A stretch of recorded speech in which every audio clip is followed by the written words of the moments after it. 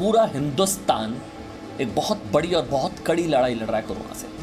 भारत को जीतना है किसी भी कीमत पर, हमको कोरोना को हराना है। और जैसे हमने पहली लहर को हराया, दूसरी वेव को हम हराएंगे, इंडिया जीतेगा, कोरोना हारेगा। यही प्रण लेकर हम आगे बढ़ रहे हैं।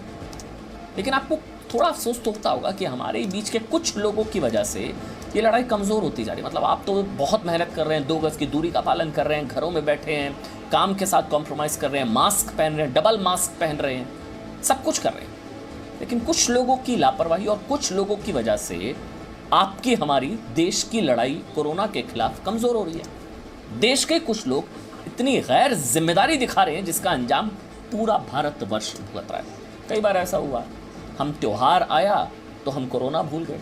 दीपावली का सीज़न हो, जमकर ख़रीदारी, इस साल होली का त्यौहार, तब जो है फिर उसमें लापरवाही, कुंभ का पर्व, वहाँ पर कोरोना के केस, लोगों की गैर जिम्मेदारी दिखी। देखिए कोरोना कहाँ से कहाँ फैल गया, आप सोचिए ना। हमें गलतियों से ना सीख लेनी पड़ेगी, सीख लेनी चाहिए। लेकिन बार बार अगर गलती दोहराई जाए तो वो गलती नहीं होती है, वो गुनाह हो जाता है। बार बार की गलती तो गलती से होती है ना, एक बार हो गई, बार बार आप रिपीट करेंगे तो गुनाह हो गया ना। अब देखिए ईद का चांद दिख गया, कल ईद होगी, और आपको शायद यकीन ना हो, खुशी के इस मौके से पहले की तस्वीर देखकर रूह कांप रही है। वाकई देश भर के बाजारों में जिस तरह लोग खरीदारी के लिए उमड़े हैं, रेलम पेल मची है। भूल गए कोरोना खत्म हो गया, जैसे था ही नहीं कोरोना, है ही नहीं कोरोना, खत्म हो गया कोरोना। धर्म का चश्मा नहीं लगाता कोरोना, सबसे सेकुलर वायरस है कोरोना, किसी को नहीं छोड़ेगा, ना हिंदू ना मुसलमान, किसी को नहीं, सेकुलर वायरस है। गली कूचों में रेलम पेल मची हुई है, खरीदारी के लिए लोग उमड़े हुए हैं, ना मास्क ना सोशल डिस्टेंसिंग। ऐसे तो ईद की खरीदारी हो रही है। अब आप सोचिए ना, कल तो ईद मना लेंगे, सेवैयाँ भी बांट लेंगे, मुमकिन है 2 गज की दूरी का नियम तोड़कर गले भी मिलते चलेंगे। लेकिन उसके बाद क्या होगा, ये सोचा आपने? कोरोना का ग्राफ अगर बेकाबू हो गया तो क्या होगा? नहीं सोचा। सोचते तो बाजारों में, सड़कें, गली कूचों में ये धावा थोड़ी ना बोल देते। हम अपील करते हैं कि अब भी मान जाइए, घरों में रहिए, खुशियां मनाइए, बधाइयां दीजिए, लेकिन जिंदगी रहेगी तभी तो ईद बनेगी। अगले साल भी तो ईद मनानी है।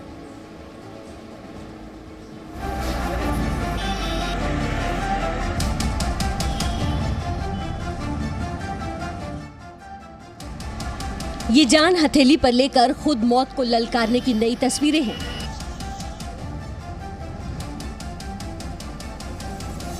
ये कोरोना पर देश को हराने की सीरीज का नया त्योहार है। जब कोरोना काल में सावधानी ही सबसे बड़ा धर्म और कर्म है, तब हैदराबाद में अपनी और दूसरों की जान दांव पर लगाकर ये भीड़ ईद की खरीदारी पर निकली है। सोच से संक्रमित ये लोग कैसे भूल गए कि इस वक्त देश में महामारी से कैसे हाहाकार मचा है। 2 गज की दूरी और सोशल डिस्टेंसिंग की दुश्मन ये भीड़ कैसे भूल गई कि ये ईद नहीं, संक्रमण की शॉपिंग हो सकती है। जबकि धर्मगुरु समझा रहे हैं घरों में रहकर त्योहार मनाएं। इस वबा से लड़ने के लिए हमारी हुकूमतें, रियासती हुकूमत, मरकज़ी हुकूमत और तमाम डॉक्टर्स, फ्रंट लाइन वर्कर्स और तमाम एडमिनिस्ट्रेशन लगा हुआ है।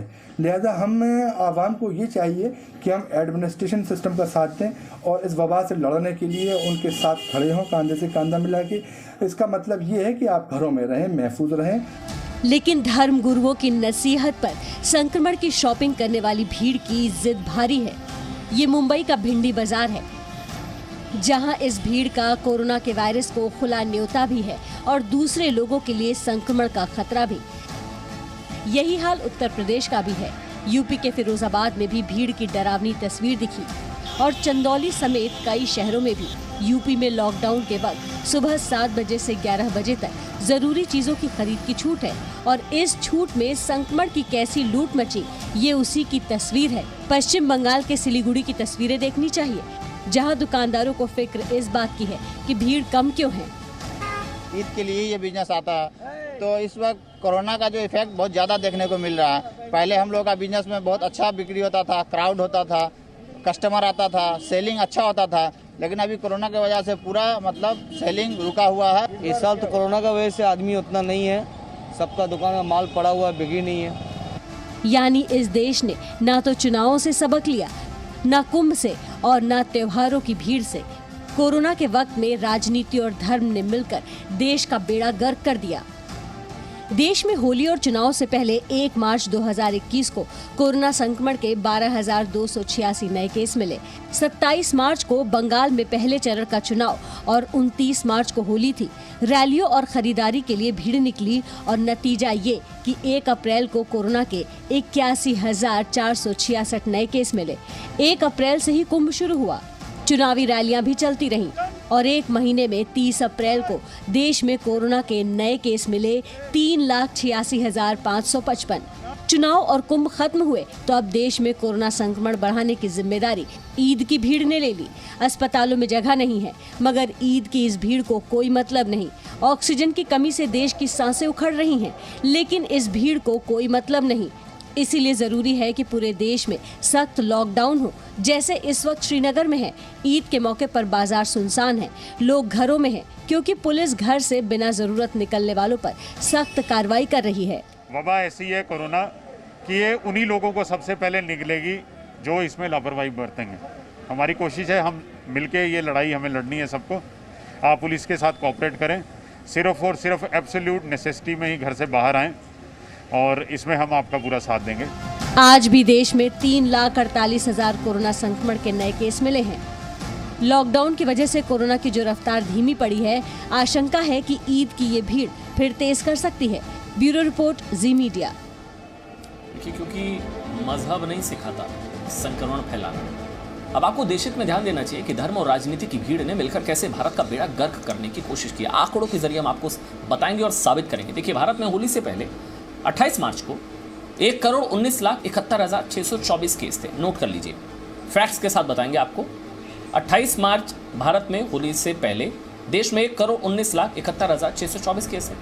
होली के एक दिन बाद 30 मार्च को कोरोना संक्रमण के 1,24,231 नए केस मिले।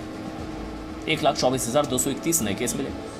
कुंभ की बात करिए, कुंभ की शुरुआत से पहले कोरोना संक्रमितों की संख्या थी 1,21,49,335। असर देखिएगा, 1,21,49,335। 30 अप्रैल को जब कुंभ की समाप्ति हुई, भारत में कोरोना के कुल संक्रमितों की संख्या 1,87,62,976, यानी कि कुंभ की शुरुआत और समाप्ति के बीच कोरोना संक्रमितों की संख्या 66,13,641 बढ़ गई। 26 फरवरी को जब देश में 5 राज्यों में चुनाव की डेटशीट का ऐलान हुआ ना, तो भारत में कुल मरीजों की संख्या थी 1,10,63,491। जब चुनाव की तारीखों का ऐलान हुआ, चुनाव की डेटशीट आई, तो केसेस थे 1,10,63,491। 2 मई को नतीजे आए तो कोरोना के भी नतीजे आ गए।